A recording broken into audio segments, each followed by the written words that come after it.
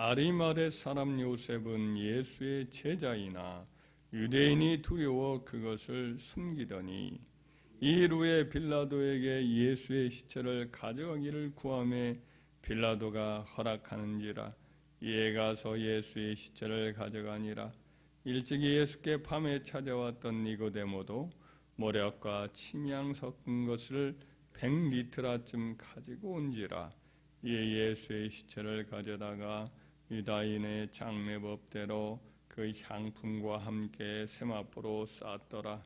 예수께서 십자가에 못 박히신 곳에 동산이 있고 동산 안에 아직 사람을 장사한 일이 없는 새 무덤이 있는지라. 이날은 유다인의 준비일이요 또 무덤이 가까운 거로 예수를 거기 두니라. 아멘. 오늘 본문 말씀에 보면 갑작스럽게 예수님의 장례를 치르고자 사도들 대신 이제 나선 사람들이 보입니다. 한 사람은 아리마대 요셉이요, 또 한 사람은 그의 동료인 니고데모입니다. 아리마대 요셉은 예수님을 믿는 제자라 이렇게 오늘 38절에 나오죠. 그런데 이제 사람의 눈이 무서워서 자기가 예수님 믿는 사람이라는 것을 숨기고 있더니 예수님이 십자가에 못 박혀 돌아가시니까 사람이 달라졌습니다. 예수님의 시신이 혹시라도 함부로 훼손당할 우려가 있는 것을 알자 그는 당돌하게 빌라도 총독에게 가서 예수님의 시신을 자기에게 달라고 청하죠. 그리고 허락을 받으니까 급하게 이제 세마포도 사고 또 향품도 준비해서 예수님의 시신을 자기가 원래 이제 묻히거나 하려고 했던 새 무덤에 이렇게 예수님의 시신을 넣고 그러려고 이제 장례를 치르려고 나서죠. 그때 이제 그를 돕는 또 한 사람이 나타납니다. 그의 동료인 니고데모인데 니고데모는 예수님의 사역 초기에 밤중에 원래 사람들 몰래 또 찾아왔던 그와 같은 찾아와서 이제 구원의 도를 물었던 사람이죠. 바로 예수님을 믿은 건 아니지만은 그는 계속 예수님에 대해서 마음속으로 늘 우호적인 마음을 가졌던 사람이죠. 그러다가 예수님이 처참하게 십자가에 자기 동료들인 그 사내들인 회원들이 그렇게 죽이고 그렇게 하니까 그때 오히려 더 큰 결심을 하게 됩니다.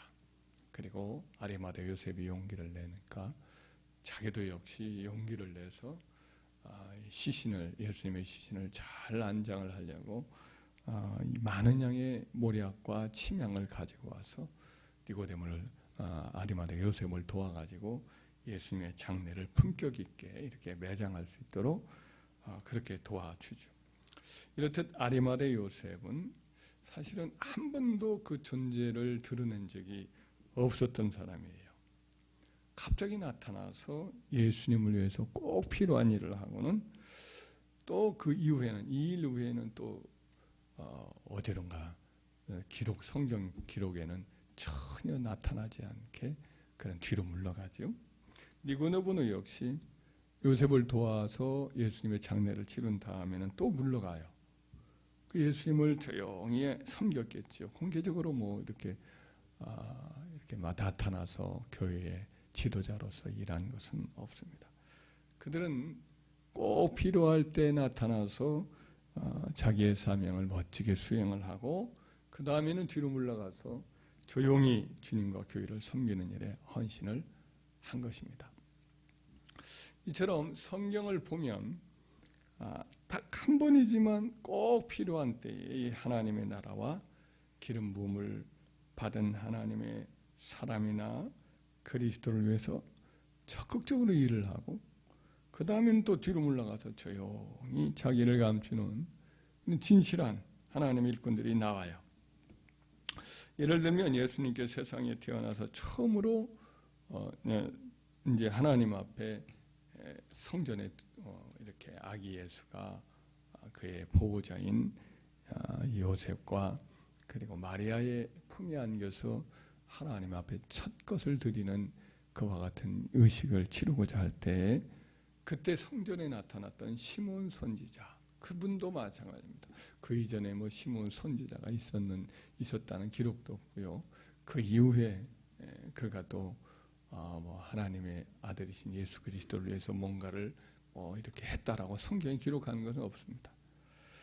오랫동안 기도하면서 성전에서 그리스도를 오심을 기다렸던 분이고, 그래서 결국 성령께서 그에게 네가 그리스도를 보기 전에는 죽지 아니하리라, 이 약속의 말씀을 받았던 분이시죠. 하여튼 예수님을 축복하죠. 품에 안고 왔던 예수님을 자기 품에 안고 크게 축복을 하고 예언을 하고, 그 다음에는 성경이 다시 나타나지 않습니다. 여선지자 안나도 마찬가지.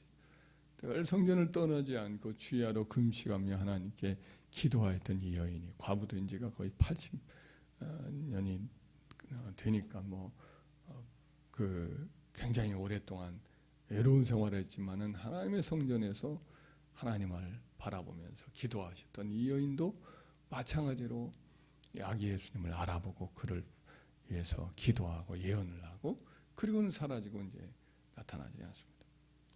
이처럼 하나님 나라에서는 유명하지도 않으면서 많은 활동을 한 것도 아니지만 어떤 의미에서는 가장 중요한 시기에 단 한 차례 나타나서 하나님의 나라를 굳게 세우는, 하나님의 나라를 위해서 유익한 일을 하는 그런 귀한 일꾼들이 있습니다. 한 예를 더 들면 구약 성경에 이제 압살롬의 반란이 있을 때에 하나님이 기름 부었던 다윗을 도왔던 무명의 여인들이 나와요. 다윗의 시대에 다윗이 아들 압살롬에 쫓겨서 예루살렘 성읍을 맨발로 울면서 나갈 때가 있었습니다. 그를 돕기 위해서 그의 오랜 옛친구 후세가 다윗을 위해서 이제 일을 해요. 압살롬에게 거짓 전향을 해요. 위장 전향을 해서 일종의 간첩 비슷하게 활동을 하면서 아주 압살롬을 위하는 척하지만 사실은 다윗을 살리려고 아주 계략을 모략을 가지고 일을 하죠. 그래서 이제 압살롬의 최측근인 아히도벨이라고 하는 아주 악한 지혜자를 꾀를 이제 무너뜨리도록 하나님 그에게 지혜를 주죠. 그 후세가 이제 다윗에게 요단강을 빨리 건너라고 기다리고 있었거든요. 후세의 전가를. 아히도벨은 바로 기다리고 있는 다윗을 급습을 해서 다윗만 죽이면 모든 일이 끝난다라고 하는 아주 냉정하고도 현실적인 그런 전쟁의 방법을 수행하려고 압살롬에게 요청을 했었거든요. 근데 그걸 후세가 이제 무너뜨린 거예요. 다윗에게 시간을 벌게 해주려고 그에게 압살롬에게 아주 멋진 웅변술로 그의 의중을 또 꿰뚫어서 교만함을 막 부풀리게 만들고, 그래서 허장성세해서 결국은 다윗을 놓치게 만들려는 그런 이제 지략의 계교를 그에게 내놓아서 결국 그를 성취해내요. 그런데 이제 다윗이 또 기다리고 있으니까 빨리 요단강을 건너서 요단강 동편 땅 길리앗으로 보내야 되는데 이걸 전달할 사람이 필요했어요. 그래서 한 궁녀였던 것 같아요. 여종을 이제 통해서 그 일을 전달을 했는데, 그 밖에는 바로 대제사장이었던 사독과 또 이제 그 아비아다의 아들들이 기다리고 있었습니다.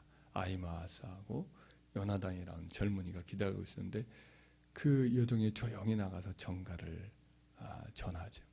빨리 건너라고 하면서 이렇게 말로 전했을 가능성이 커요. 그리고 나서는 이제 아히마아스하고 요나단이 막 달립니다. 요단강 쪽으로 달리는데 압살롬의 종들에게 그만 들키고 맙니다. 압살롬의 종들은 오랫동안 압살롬의 수족이 되어서 사람을 죽이기도 하고 반란을 일으키려고 하는 그 물밑작업을 했던 아주 악한 자들이지요. 그들은 다윗을 죽이는 것이 자기의 출세길이니까 자기의 주군인 압살롬의 성공하기를 원해서 이 대제사장의 아들들인 두 사람을 발견하니까 저 사람들 다윗에게 끄나풀이다 하고는 잡으려고 뒤쫓아봐요. 아히마아스하고 요나단 이 두 젊은이도 도망치를 치는데 이제 가다 보니까 바울임이라고 하는 동네가 나옵니다. 그 동네까지 막 허겁지겁 도망을 쳐서 한 집에 들어갑니다. 한 집에 들어가서 숨을 곳이 없으니까 우물속으로 들어가 버렸어요. 우물속으로 들어갔는데 곧 뒤쫓아오잖아요. 근데 그 집 여주인이 이름도 없어요. 성도 몰라요. 그 여주인이 갑자기 그들이 이제 그 우물속으로 숨는다고 하니까 대제사장의 아들인 줄은 알지요. 성전에 와서 예배를 드리면서 봤겠죠. 후닥닥 조치를 취하기를 그 우물을 덮는 것을 찾아와서 덮더니 그에다가 또 곡식을 말린다고 거기다 빨리 널어요. 그랬더니 곧장 압살롬의 종들이 찾아와서 아히마아스 요나단 어디 있느냐 하고 눈을 번뜩이면서 막 찾으니까 아까 저 시내로 건너가더라. 저 뒤쪽에 시내로 건너가더라. 그래서 넘겨버립니다. 이렇게 눈을 이렇게 주시하면서 찾아본들 우물 위에다가 이렇게 마른 곡식이 지금 널려 있는데 콩 같은 거라든지 이런 것들을 널어서 지금 말리고 있으니까 저기 있으리라고는 상상도 못하고 그냥 서둘러서 그 말 듣고 시내에 건너가는 사람 빨리 잡으러 가자고는 마을을 집을 빠져나와서 마을 밖으로 나가서 뒤쫓았는데 그러자마자 이제 두 사람이 나와서 반대편으로 해서 다른 길을 선택을 해서 이 요단강까지 달려가죠. 기다리고 있던 다윗과 그 처자들, 나이가 든 이제 여러 신하들, 또 맨무리의 군인들 기다리고 있었던 거지. 빨리 건너라고. 후세 이분이 다 알려주셔서 이러이러까지 해서 아이도벨의 모략을 패했으니까 여기 남아있다가는 큰일 날 수 있으니까 빨리 요단강 건너라고 해서 그날 밤에 밤새껏 건너서 새벽에 다 건너가죠. 한 사람도 남김없이. 그래서 다윗이 살아요. 근데 그 여종의 이름, 궁중에 있었던 궁녀의 이름이 누군가도 나오지도 않고 바울임에서 그 두 제사장의 아들들이 피했을 때 지혜롭게 그들을 숨겨진 그 집 여주인의 이름도 나오지 않습니다. 그들은 아주 절호의 때에 나타나서 바로 다윗을 도와서 하나님의 길 묵은 자를 살렸지. 만약 그 여종들이 없었더라면, 여인들이 없었더라면 다윗의 목숨은 위태로웠을 것입니다. 이처럼 하나님의 나라에 있어서 우리가 천국에 들어가면 우리가 이름도 모르고 무명인 사람들이고 또 아주 전혀 중요하다고 생각하지 않았던 사람 같지만은 뜻밖의 예수님의 절친한 친구들이 천국에서 아주 영광스러운 모습으로 있을 것을 많이 보게 될 겁니다. 그들은 부끄럽고 나서기를 싫어하니까 눈에 잘 안 띄는 사람이었을 거예요. 하지만은 그들은 하나님 나라와 교회를 이렇게 뒤에서 조용히 섬기는 무명의 제자들이죠. 바로 이런 앞에 잘 나타나서 하시는 분들도 있지만은 그러나 눈에 안 띄게 뒤에서 묵묵히 섬기는 그런 사람들에 의해서 하나님의 교회와 하나님의 나라가 세워지고 또 주의 영광을 더 드러나는 그런 일들이 많이 있단 말이죠. 우리 주님은 그런 하나님의 사람들을 귀히 여기시고 사랑하시고 결코 그 상을 잃지 않도록 도와주실 줄 믿습니다. 히브리서 6장 10절에 하나님은 불의하지 아니하사 너희 행위와 그의 이름을 위하여 나타낸 사랑으로 이미 성도를 섬긴 것과 이제도 섬기고 있는 것을 잊어버리지 아니하신다고 했어요. 반드시 갚아주시는 거죠. 그러니까 예수님도 말씀하여 이르시기를 선지자의 이름으로 선지자를 대접한 자는 선지자의 상을 받을 것이요 의인의 이름으로 의인을 대접한 자는 의인의 상을 받을 것이요 또 너희가 내 이름으로 제자의 이름으로 너희 가운데 있는 지극히 작은 자를 위해서 냉수 한 그릇을 대접한 자도 결단코 그 상을 잃지 아니하리라 그랬단 말이죠. 이 두 여종도 다윗을 위해서 기름 부은 왕을 위해서 그렇게 목숨을 걸었잖아요. 그러니까 이들도 역시 그리스도를 위한 예표였던 다윗을 위해서 헌신을 했으니까 그들은 그리스도를 섬긴 귀한 상을 반드시 받을 줄 믿습니다. 오늘날도 우리가 참 이름도 모릅니다. 성도 모릅니다. 이렇게 하면서도 주를 섬긴 자를 하나님 기억하셔서 그 상을 아주 영광스러운 상을 베풀어 주시듯 우리가 주를 섬길 때 뒤로 조용히 물러서서 이렇게 앞에서 나서서 행하는 사람들을 섬기고 묵묵히 따르고 최선을 다하고 주를 섬길 때 주님은 다 기억하시고 우리와 우리 자녀들에게 하나님의 놀라운 은총들을 베푸시고 천국에서도 복되긴 영광으로 갚아주실 줄 믿으시길 주의 이름으로 축원합니다. 우리도 그런 숨은 제자들을 주님의 이름으로 사랑하고 또 위해서 기도해주고 알아주는 저희가 되기를 주의 이름으로 축원합니다.